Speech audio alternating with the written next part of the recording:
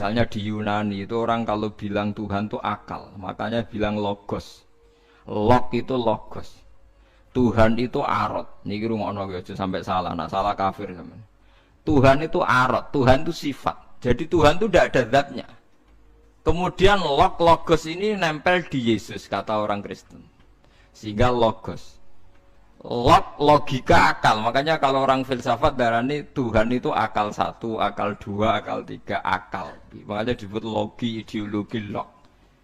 Nah, pertanyaannya kemudian saat Allah itu arot, Allah itu log, kemudian belum ada tempatnya Allah bergentayangan di mana? Sebelum Yesus ada terus lalu Allah bersemayam di mana? Terus ada orang Majusi bersemayam di api, nanti kan orang kafir jahiliyah bersemayam di arca-arca itu. Yang orang kuno Majusi di mana, di gunung apa? Mungkin orang Sugihan di gunung Kawi macam-macam itu terus. Wah itu kan terus jadi repot. Repotnya adalah kalau sifat itu harus nempel di dat dan datnya mana nggak jelas. Itu satu.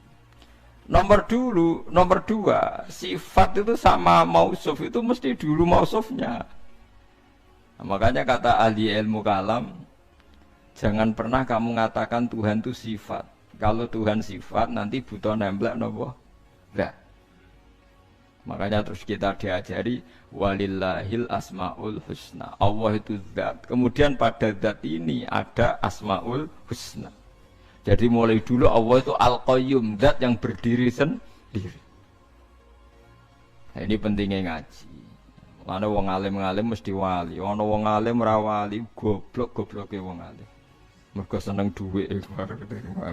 Kudune wong alim iku wali. Nah, Imam Syafi'i ketika disebut no wali si A wali si B jadi. Nah aku ora wali ning dunya ora ono wali. Jadi idza lam takunil ulama auliya alillah fama ala wajil ardi min waliyin. Nak ulama wis gak wali ning dunya wis ora ono napa wali. Karena hanya ulama yang bisa menjelaskan kenapa harus ada tauhid. Nah ulama ngerti logikane. Fa'lam annahu la ilaha illallah. Kamu tahu. Bisa diketahui itu karena barangnya sudah hak, sudah wujud. Kalau barangnya belum wujud kan tidak bisa diketahui. Misalnya begini, berhala Lata Uzza itu yang bisa diketahui satu, bahwa itu batu. Karena batu itu wujud, ya, batunya itu wujud. Tapi sifat ketuhanannya Lata Uzza tidak wujud. Makanya nggak bisa diketahui. Wong nggak wujud. Agar barang ra wujud kan nggak bisa nopo diketahui. Yang bisa diketahui hanya barang wujud. Makanya fa'lam annahu la ilaha illallah. Harus tahu. Tapi andaikan kita tidak tahu pun ya tetap Tuhannya Allah. Tahu atau tidak tahu. Nah, ini di sini Quran sering bilang kul aminu bihi aula tu'minu. Cek kowe iman, cek ora iman ini enggak ada pengaruhnya bagi wujudnya Allah ning zaman azza. Di kula baleni malih itu memang. Jadi dulu itu orang-orang terjebak ketika Tuhan ning Yunani dianggap logos log. Kemudian di Timur Tengah Tuhan itu dianggap satu arot sing nemplek sifat sing nemplek ning berhala-berhala. Engko ning gone daerah Majusi ning wasani sing nemplek ning napa geni macam-macam. Mon niku orang kan sekarang tahu semua kan semuanya itu kalah dengan Thomas Tandiko Kanjeng Nabi Muhammad itu kan sallallahu alaihi sampai ada seorang sekarang dari Swiss ketika yakin pun itu tidak pede dengan Tuhan yang dijelaskan Ahmad Didat bilang sepertinya Tuhan Anda lebih menarik. Karena dibilang Tuhan Islam itu tidak punya anak, tidak diperanakkan, tidak ada padanannya. Kalau Tuhan Anda ini padanannya banyak gini-gini terus. Itu ada orang tertarik, sepertinya Tuhan Anda lebih menarik. Karena sifatnya lebih apa? Ya lebih menarik.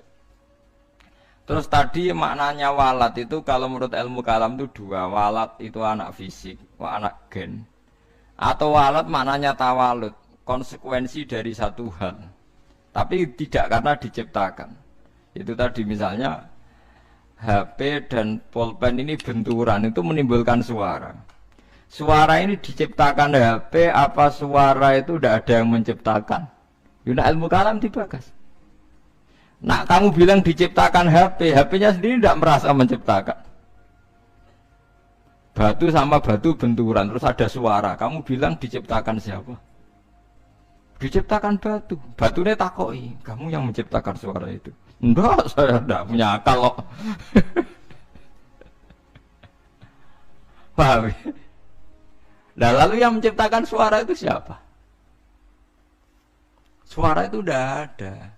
Yang ada itu kamu dengar suara. Suara kupingem darani ngono iku suara. Tapi nak cara akal darani sing ngono apa ya watu. Watune apa benturan.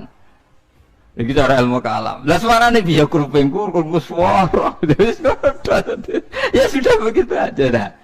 Jangan sampai kamu menganggap kejadian alam ini kebetulan.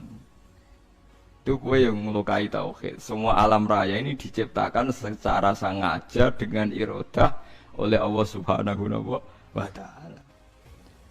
Jadi lam yatawallat min wujudihi syai'un. Jangan sampai kamu berkeyakinan setelah Allah wujud otomatis makhluknya wujud. Berarti wujudnya makhluk tanpa kehendak Allah. Itu keliru. Itu ya termasuk tawalud. Kalau kamu meyakini begitu berarti terjadi keyakinan apa? Tawalud. Setelah ada Allah otomatis makhluknya ada. Itu ya dosa besar. Kafir. Nanti mau dosa besar tapi apa?